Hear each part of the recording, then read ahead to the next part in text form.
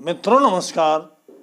पावन ज्योतिष प्रभात YouTube channel पर आपका स्वागत है। आज के वीडियो का शीर्षक बड़ा ही महत्वपूर्ण है, बड़ा ही तर्कसंगत है, बड़ा ही विज्ञान संगत है और आपके जिज्ञासा के समाधान करने में सक्षम है।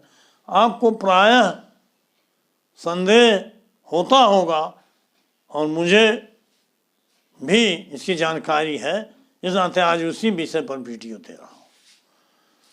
शीर्षक है एक ही ग्रह का एक ही राशि भाव में अलग अलग फल क्यों?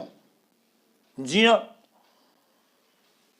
Reason for difference in results of planets in same place.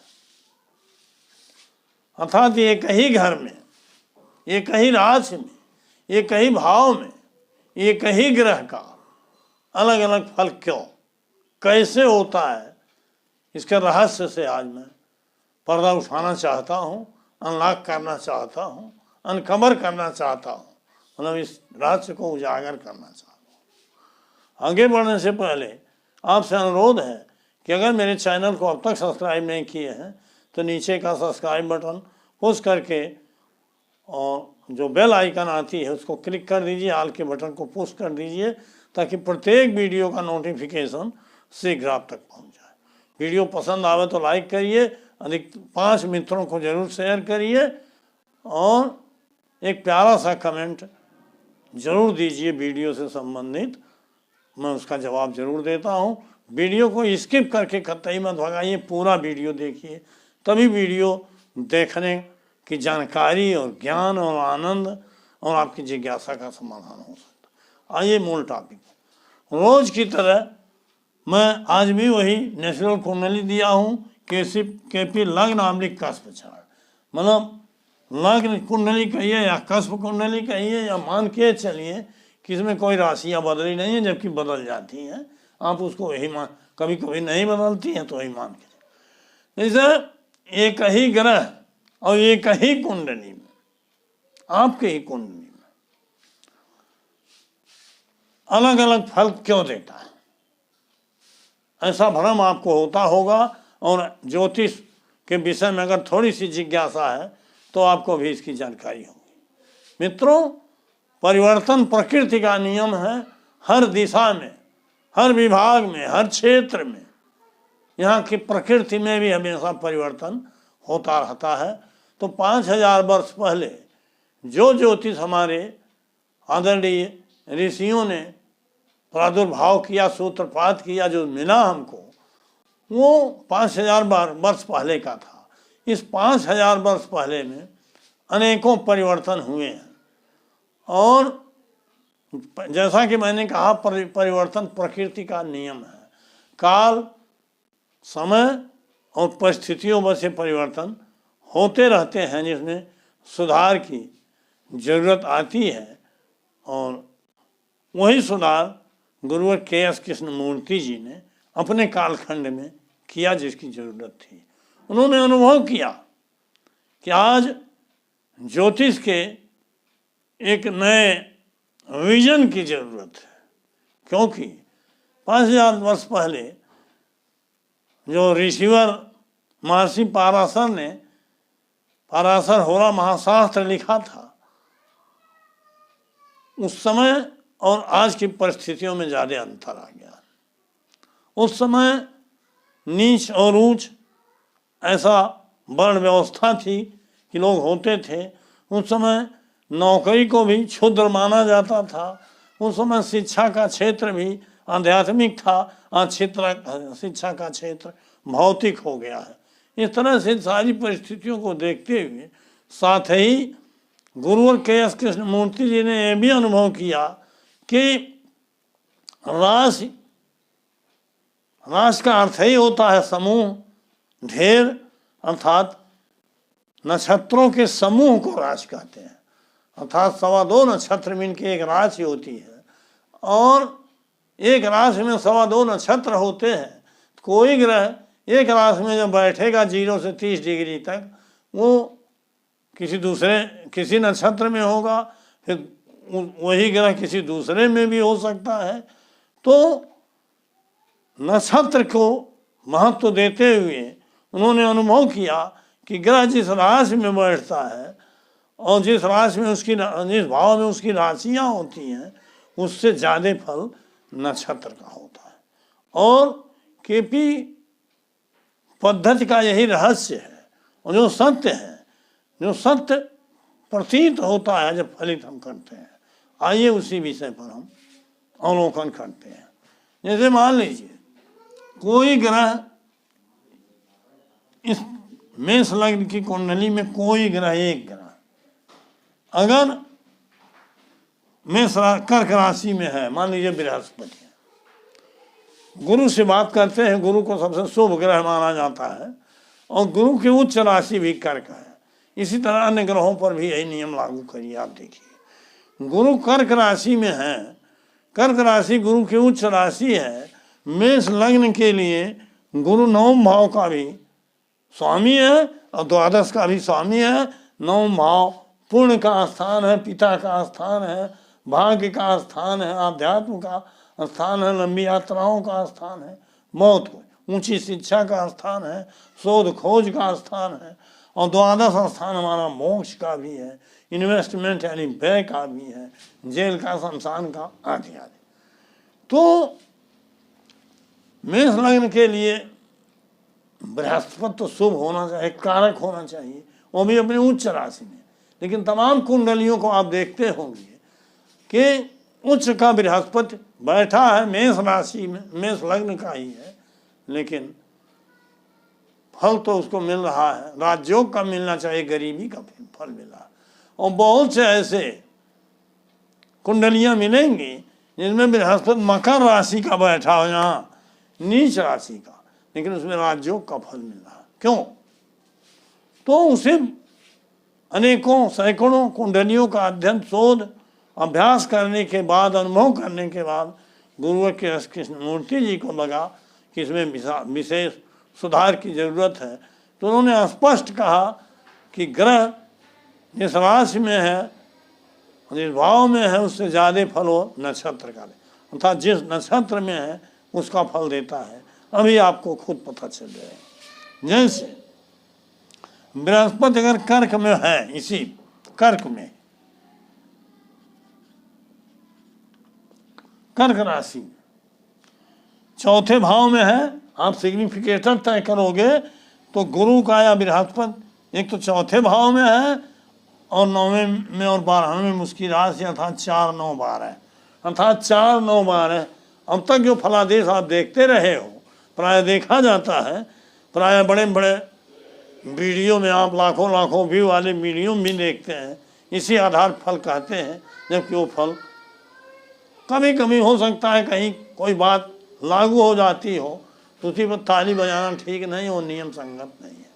क्योंकि बृहस्पति कर्क राशि में जब बैठेगा तो 4, 9, 12 का उच्च राशि में होने से सर्वोच्च फल नहीं देगा, क्योंकि वो फल अच्छा भी हो सकता है, बुरा फल तो वही मिलेगा 4, 9, 12 का ही स्थान के नाते, लेकिन वो फल अच्छा होगा बुरा होगा ये नक्षत्र स्थिति तय करती है।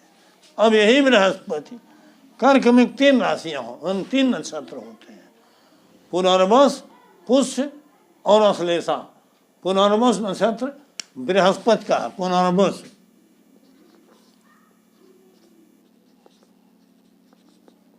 पुष्य और अश्लेषा, ये 3 अंश 20 कला होता है, ये 13 अंश 20 कला होता है और ये भी 13 अंश 20 कला होता है। मतलब पुनर्वस का 1/4 हिस्सा, पुष्य पूरा अर्थात 3 अंश 20 कला, 13 अंश 20, 16, 40 अंश तक पुष्य रहता है, उसके बाद 30 अंश तक अश्लेषा हो जाता है। अब अगर बृहस्पति मान लो अपने नक्षत्र में है तो उसके उप नक्षत्र को देखना पड़ेगा। इस नाते मान लो पुष्य नक्षत्र में है, बृहस्पति पुष्य नक्षत्र में है तो बृहस्पति शनि का फल देगा। शनि जहाँ बैठा हो और यही बृहस्पति अगर आश्लेषा नक्षत्र में है तो बुध का फल देगा। जो ही नक्षत्र बदला जिसका किसका फल देगा बदल जाएगी वही स्थिति। शनि हम मान लेते हैं आश्लेषा नक्षत्र में 16:40 कला के बाद, एक उदाहरण के लिए मान लेते हैं 18 अंश पर, तो बृहस्पति अगर 18 अंश पर है तो कहाँ है? आश्लेषा नक्षत्र में, 18 डिग्री पर आश्लेषा में। किसका नक्षत्र है? ये बुध का। अब यही बुध अगर 11वें भाव में बैठा है यहाँ लाभ स्थान में, तो बुध किन भावों का सिग्निफिकेटर होगा? यही बृहस्पति स्वयं के द्वारा देख लो, बृहस्पति स्वयं के द्वारा 4, 9 और 12 इन भावों का सिग्निफिकेटर हो रहा है। इसको बार बार हमने बताया है, बताने की बराबर जरूरत नहीं है, कार्य से इसी से तय। बृहस्पति 4, 9, 12 भावों का सिग्निफिकेटर है। और अगर बुध के नक्षत्र में है 18 डिग्री पर है तो बुध किन भावों का सिग्निफिकेटर होगा? बुध हो जाएगा 11वें का, 6वें में उसकी राशि है और 3रे में, अर्थात 11, 6 और 3। बुध 11, 6 और 3 का सिग्निफिकेटर। आप जानते हो 11, 6 या 3 हो, तीनों भाव 4, 9, 12 का अच्छा फल देंगे। अर्थात चौथे भाव का से की इच्छा पूर्ति होगी, 9वें भाव से इच्छा पूर्ति होगी और 12वें भाव का मतलब चाहे कहीं इन्वेस्ट करते हो, कहीं आप जेल, शमशान, किसी भी जगह से, निर्जन स्थान से, अस्पताल से आपको लाभ ही होगा, क्योंकि नक्षत्र 11 और 6 को बता रहा है और 6, 10, 11, 2 ये धन के भाव हैं, लाभ के भाव हैं। 11वां भाव आया है इच्छा पूरक भाव है और तृतीय भाव को भी हमने काम चलाऊ धन भाव बताया है, पुरुषार्थ का भी। लेकिन अब यही बृहस्पति बुध के नक्षत्र में अगर है और बुध 11वें बैठा है तो 11, 6 तो आ ही गया, 3रा भी। और इसी बृहस्पति का उप नक्षत्र स्वामी 2, 6, 10, 11 में से किसी एक भाव को भी बता दिया तो यही बृहस्पति उच्च का सर्वोत्तम फल देगा। तो लगेगा उच्च में था फल दे रहा, नहीं, उच्च में रहने का फल नहीं दे रहा था, बल्कि बुध के नक्षत्र में होने का फल दे रहा था। अब यही बुध एक ही ग्रह अगर 11वें न बैठा होता, बुध यहां बैठा होता 8वें,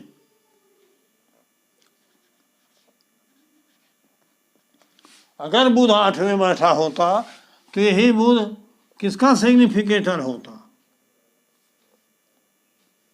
देख लीजिए, बुध 8वें का होता, 3रे में उसकी राशि 8, 3 का और 6 का, 8, 3 और 6 का हो जाता।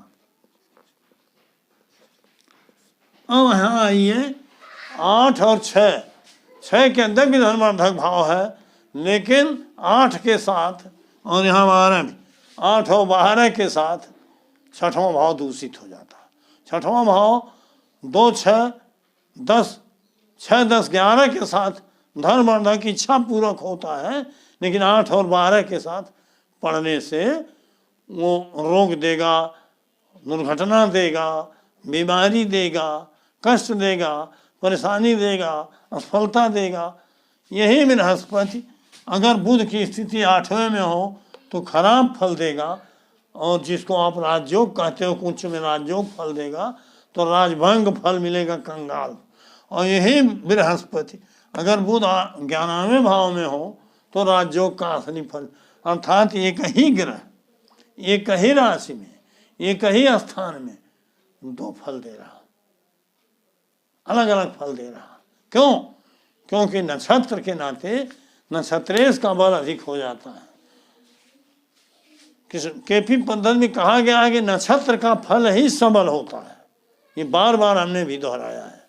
और इस तरीके से जब सिग्निफिकेटर आप तय करते हो या कार्य तय करते हो तो आपको पता चल जाता है कि नक्षत्र महत्वपूर्ण है, और उसमें उप नक्षत्र हो या उप नक्षत्र हो, ये नक्षत्र के ही अंग हैं, अंश हैं, और उनका सपोर्ट जो मिलता है उनको नक्षत्र ही हम कहते हैं। अर्थात नक्षत्र की प्रधानता है। और पहले की ज्योतिष जो अब स्थूल हो गई है, स्थूल इसलिए हम कहते हैं कि उस समय ऋषि कालीन ज्योतिष जो थी उसमें खोड़स वर्ग की कुंडली बनती थी, ग्रह विंशों पर बल देखा जाता था, उसमें भाव चलित कुंडली बनती थी, और अष्टक वर्ग, रेखाष्टक वर्ग, बहुत कुछ होता था। सबको छोड़ के हम मात्र लग्न कुंडली पर आ गए और उसमें कोई भी ग्रह किसी राशि में बैठा है वहीं से फल की शुरुआत हो जाती है। नतीजा है पूरा फल उल्टा हो जाता है। कभी कभी अगर सीधा पड़ गया तो उसमें हमारा कोई रोल नहीं है मित्रों, क्योंकि वो संयोग से अच्छे नक्षत्र में बैठा होगा। तो गुरुवर के एस कृष्णमूर्ति जी ने बहुत परिवर्तन किया, और एक तो नक्षत्रों को बल के द्वारा फल कहा उन्होंने, नक्षत्रों को महत्व दिया। दूसरे उन्होंने 1 से लेकर 249 तक की संख्या बनाया, उप नक्षत्रों का विभाजन। इस तरह से जन्म कुंडली, प्रश्न कुंडली, दोनों क्षेत्रों में उन्होंने एक क्रांतिकारी परिवर्तन किया। अभी 4 स्टेप थ्योरी पर हमने एक वीडियो दिया है, उसमें भी विस्तार से नक्षत्र, उप नक्षत्र, उप नक्षत्र पर हमने बातें बताई हैं। तो मित्रों, अगर केपी के आलोक में आप फल कहोगे तो सही होगा। मैं रोज कहता हूँ, रोज मेरे पास लोग आते हैं, रोज एक बार कुंडली दिखाते हैं, एक बार नहीं अनेक बार पूछते रहते हैं, क्योंकि उनको वो फल सही मिलता है।